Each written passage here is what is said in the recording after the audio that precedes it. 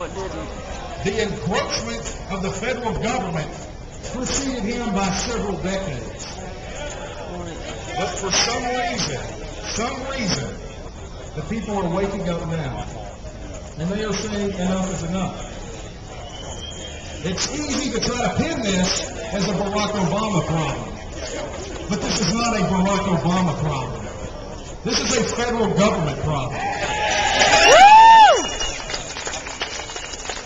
I had a conversation with a gentleman over here just a moment ago, many of you saw it, who was very upset that we were here protesting against health care. And I have to tell you, his name is Ed, and Ed's a veteran. Ed proudly served this country and fought for our rights and for our Constitution. And while Ed and I may not agree on policy issues, the one thing that we can agree on is the Constitution and our rights are inalienable and they are worth fighting for. Now, unfortunately, Ed and I have fallen on opposite sides of a particular issue, and that issue is the legitimacy or the acceptability of secession. But as reasonable individuals, we can have reasonable conversations. Unlike these quote-unquote elected officials in Washington, D.C., which try to have unreasonable actions couched in reasonable arguments. They try to reason out through fear, through justice, their lingering encroachment upon our rights and upon the Constitution. And in that, there is no agreement with us whatsoever. You know, we're standing at a crossroads, folks. And this crossroads for us here in Texas is embodied in this statement of this rally. Sovereignty or secession. And it presupposes one big thing. It presupposes that Texas will make a stand on one or the other. And I think that is a reasonable assumption, knowing what we know about Texas. Yeah! At the Alamo, the defenders of the Alamo had a choice. They could defend it with their last breath, or they can leave. And they made a choice to stay. They made a choice to die, and they made a choice to make a stand for something that matters against the dictator.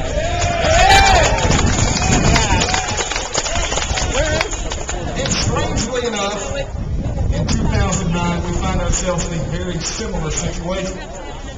Not that we're dealing with a single dictator, but we're dealing with an entire system that is bent on tyranny, that is bent on extending its rules and its rights into your pockets, into your freedoms.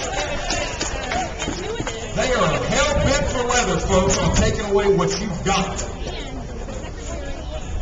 They want what you've got. You've got a spark of liberty that lives inside of you because you're here today.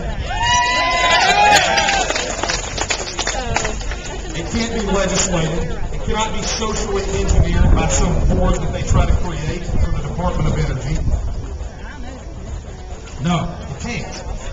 It lives within inside of you. And we talk a lot about Texas having that spark. And it kind of flared up a little bit during one of the tea parties on April 15th. Where Governor Perry, and I'll address the issue of him later, when he was giving a speech and the crowd began to chant, what? Secede! Secede!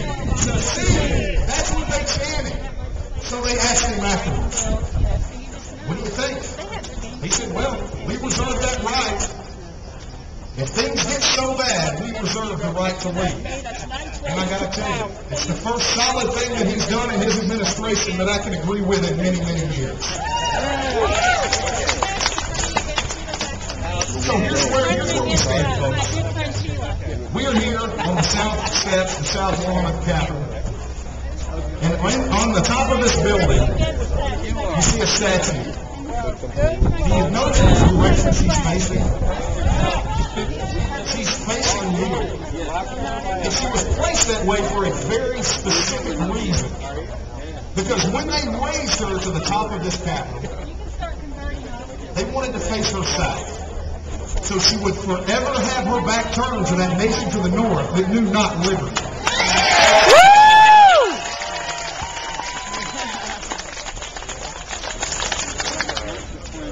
So here we are, folks. With Jefferson's quote rolling around, we've had a lot of conversation here today. We've heard a lot of remarks about sovereignty. And it is indeed a course worth pursuing. But here's something that we need to remember. When HCR 50 came about, and I know Jerry mentioned Representative Creighton, before the Tea Parties in this building right here, they had a press conference about HCR 50. People here know HCR 50 is the sovereignty resolution. It's going around in many other states. And they had a press conference where Perry called the government oppressive. And then, pardon my French, but all hell broke loose. Because the sitting governor referred to the federal government as oppressive. So how dare he, right? In the minds of those people out there, how dare he say something along those lines? So the backlash came, and politicians do what politicians do. And they said, well, I have to tell you, HCR 50 is not about seceding from the Union. It's about succeeding in the Union. So here's my challenge to Governor Perry, who could not grace us with his presence today, or Representative Creighton, who authored the bill, or many of these other people who signed on to HCR 50. The federal government knew doggone good and well exactly what was in that bill, exactly what it meant, and exactly what Texas was saying before it ever passed the House of Representatives. So I challenge those guys that are in the House that supported that bill, Governor Perry included. I want you, if it is not about seceding from the Union, but succeeding within the Union, I want you to show us success. Yes. I want you to show us that they in Washington, D.C. are listening now. Show us that they are responding to what you are saying. Are they responding to you? Do you feel like they're responding to your voice?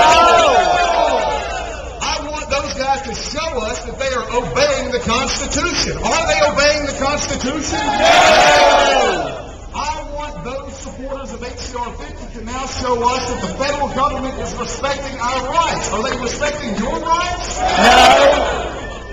Are they restoring your freedoms? No. Are they returning the federal government back to its box? No. Well, if they won't show that to us, then I challenge the legislators to show us that you care. Show us that it was just not pillow talk. Show us that you have courage. Show us that you have character. And in the end, show us that you're a Texan. Woo!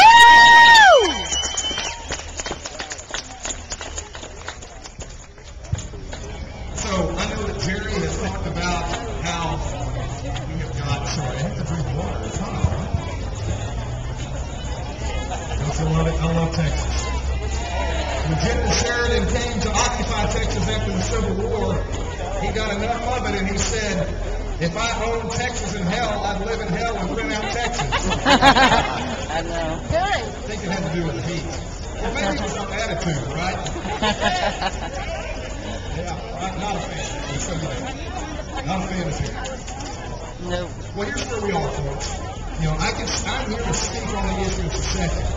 And this is something that confounds the politicians, it confounds the major media, it confounds people in other states. Google it. You'll see what I'm talking about. They don't get it.